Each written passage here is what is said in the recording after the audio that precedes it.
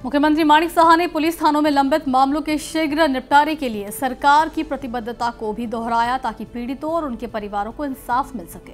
CM ने वाम मोर्चा सरकार के कार्यकाल में कांग्रेस विधायक परिमल साहा की सनसनीखेज हत्याकांड का जिक्र करते हुए ये सवाल उठाया कि जब पहले ही हत्यारे को सजा सुनाई गई थी तो मामले पर फाइल फिर से हाईकोर्ट में कैसे खोली गई।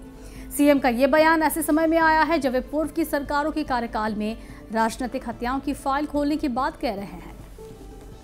যত পুরনো কেস আছে আমি বারবার বলেছি আগে যে এই কেসগুলো থানা ওয়াইজ যেখানে আছে সবকটা বের করুন আপনারা, কারণ কোনো জায়গায় যদি এত বছর ধরে বিচার ওরা না পায় তাহলে এটা কিভাবে চলবে। আপনারা জানেন যে পরিমল হত্যা মামলা আপনারা সবাই জানেন ক্লোজ হয়ে গেছে, তাহলে হাইকোর্ট থেকে আবার কি করে সেটাকে আবার ওপেন করা হলো। ওপেন করার রাইট আছে, সেটা আইন অনুযায়ী হবে, আমরা ওপেনই করতেই পারি। এটা একটা ভুল বার্তা, ওপেন করা যাবে না এরকম না। তো আমরা সেই কথাইগুলো বলছি, যারা বিচার পায়নি সেই বিচারের ব্যবস্থা করার জন্য, যাতে সমস্ত কেস পুরো কেসটা যেন আমাদের গোচরে আনে, আমরা সেইভাবে কাজ করব। যেটা বলেছি সেটা আমরা করব।